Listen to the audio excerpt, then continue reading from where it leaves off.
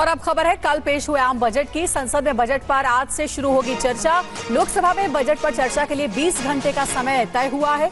वित्त मंत्री 30 जुलाई को देंगे बजट पर बहस का जवाब।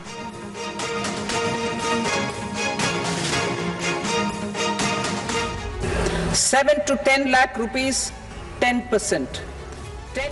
वित्त मंत्रालय, रेलवे मंत्रालय, शिक्षा मंत्रालय, स्वास्थ्य मंत्रालय, MSME और फूड प्रोसेसिंग मंत्रालयों की डिमांड और ग्रांट पर चर्चा के लिए अलग अलग समय तय किया गया है।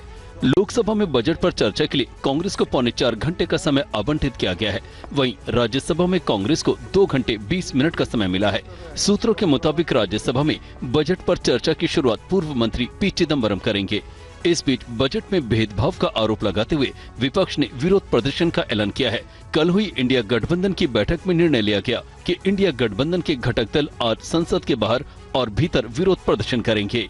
वहीं कांग्रेस और डीएमके ने 27 जुलाई को होने वाली नीति आयोग की बैठक का बहिष्कार करने का भी निर्णय लिया है। इसे लेकर एक्स पर एक पोस्ट में कांग्रेस नेता केसी वेणुगोपाल ने कहा, पेश किया गया केंद्रीय बजट बेहद भेदभावपूर्ण और खतरनाक था, जो पूरी तरह से संघवाद और निष्पक्षता के सिद्धांतों के खिलाफ है, जिसका केंद्र सरकार को पालन करना चाहिए। बिहार और आंध्र प्रदेश में सरकार की अगुवाई कर रहे नेताओं की पार्टियां एनडीए की सबसे बड़ी सहयोगी हैं और कल पेश किए गए बजट में इन राज्यों का खास ख्याल रखा गया है। इस बजट में बिहार की सड़कों पर सरकार का खास फोकस है। वित्त मंत्री निर्मला सीतारमण ने 26,000 करोड़ रुपए की लागत से राज्य के लिए 3 एक्सप्रेसवे का ऐलान किया है, जिनके नाम है Buxar Bhagalpur expressway, Patna Purnia expressway, Bodhgaya Rajgir Vaishali Darbhanga expressway. इसके साथ ही बक्सर में गंगा नदी पर 2 लेन का एक अतिरिक्त पुल बनेगा। गया को औद्योगिक स्वरूप में विकसित किया जाएगा। काशी विश्वनाथ मंदिर कॉरिडोर की तर्ज पर विष्णुपाद मंदिर और बोधगया का महाबोधि मंदिर कॉरिडोर बनेगा। नालंदा को भी पर्यटन केंद्र के रूप में विकसित किया जाएगा और राज्य में कई मेडिकल कॉलेज और एयरपोर्ट दिए जाने का प्रस्ताव है। वित्त मंत्री ने इस बार के बजट में आंध्र प्रदेश का भी भरपूर ख्याल रखा है। उसे 50,000 करोड़ रुपए का डायरेक्ट लाभ मिलेगा। आंध्र प्रदेश को 15,000 करोड़ रुपए दिए जाएंगे। राजधानी निर्माण के लिए अतिरिक्त राशि दी जाएगी। रायलसीमा, प्रकाशम और कोस्टल आंध्र को विकसित किया जाएगा। विशाखापट्टनम चेन्नई औद्योगिक कॉरिडोर बनेगा। हैदराबाद बेंगलुरु कॉरिडोर में और वाकल क्षेत्र को फंड मिलेगा। सरकार और विपक्ष ने इस बजट का अपने अपने नजरिए से विश्लेषण किया है। बजट के बारे में क्या है बड़े नेताओं की राय, ये सुनिए। ये बजट समाज के हर वर्ग को शक्ति देने वाला बजट है।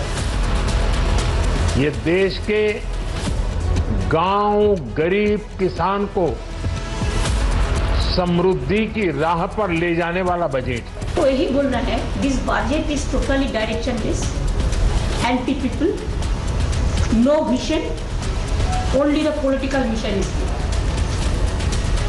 I don't see any light. It is the dark, dark and dark. Infrastructure को मजबूती प्रदान कर देने वाला दूरदर्शी बजट है। इसमें नौजवानों को आगे बढ़ने के लिए खुला आसमान है, तो गरीबों के चेहरे पर लाने वाली मुस्कान भी है। गरीबों को, अति पिछड़ों को सब पीछे डाल दिया है। कुर्सी बचाने के लिए जो 1-2 लोगों को खुश करना था, वो उन्होंने अपने बजट में ओपनली दिखाया। और TV9 भारतवर्ष से खास बातचीत में केंद्रीय वाणिज्य मंत्री पीयूष गोयल ने कहा कि इस बजट से रोजगार के नए अवसर मिलेंगे। उन्होंने राहुल गांधी के बजट पर दिए बयान का भी जवाब दिया। राहुल गांधी का आरोप है कि ये श्रेय लेने वाला बजट है, ये कुर्सी बचाओ वाला बजट है, ये कॉपी पेस्ट वाला बजट है। इस पर आपका रिएक्शन? स्वाभाविक है, विपक्ष में होने के नाते उनको आलोचना तो करनी है, लेकिन जब मैं ये आलोचना देखता हूं तो मुझे ध्यान आता है कि जरूर ये बजट बहुत अच्छा होगा, जिसके लिए राहुल गांधी जी कह रहे हैं कि श्रेय लेने वाला बजट है। आखिर अगर श्रेय लेने वाला बजट है, यानी बजट अच्छा ही होगा जो हमें श्रेय मिल रहा है। वो ये कह रहे हैं कि उनके घोषणा पत्र के हिस्से आपने अपने इस बजट में शामिल कर दिए हैं, कॉपी पेस्ट वाला ये बजट कह रहे हैं वो।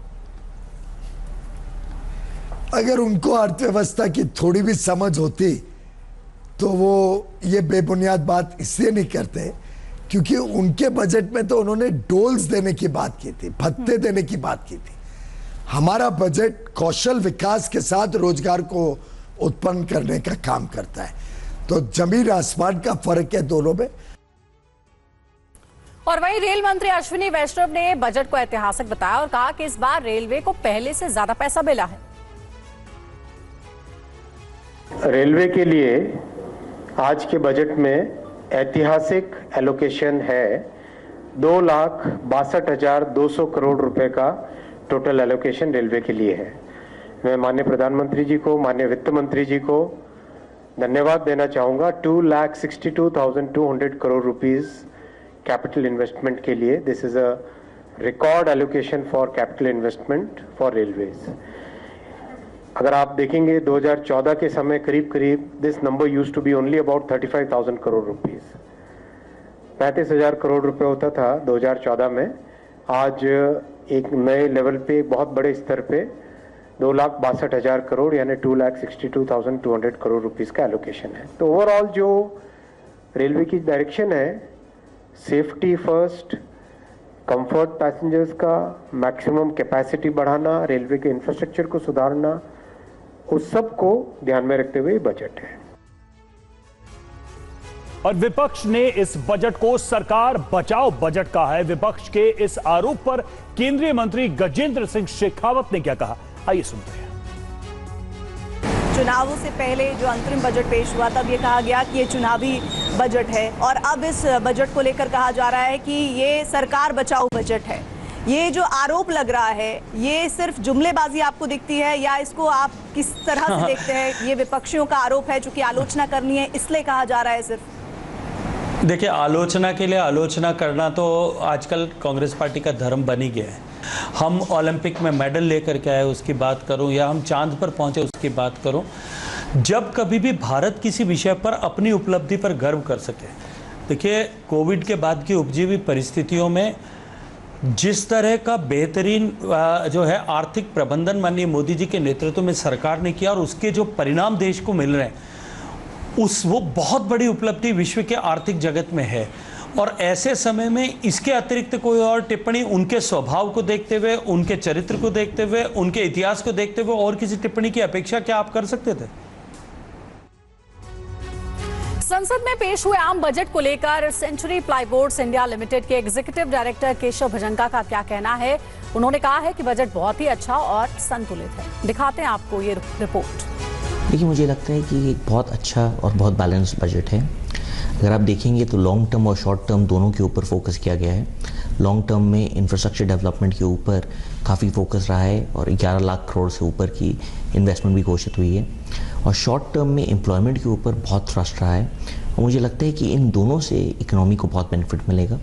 हमारे सेक्टर में आप देखेंगे तो प्रधानमंत्री आवास योजना के आधारित 3 करोड़ से अधिक घर बनने वाले हैं और मुझे लगता है कि ये रियल एस्टेट सेक्टर के लिए एक बहुत अच्छा स्टेप है और आगे जाके ओवरऑल ये बजट इकोनॉमी को काफ़ी मदद करेगा। इसमें काफ़ी फोकस था एग्रीकल्चर के ऊपर। उसके अंदर मैं श्योर हूँ कि कुछ स्टेप्स एग्रो फॉरेस्ट्री के ऊपर गवर्नमेंट ने लिए होंगे और जैसे ही एग्रो फॉरेस्ट्री के तरफ स्टेप्स लिए जाते हैं वैसे ही ग्रीन कवर बढ़ता है और सस्टेनेबिलिटी बढ़ती है।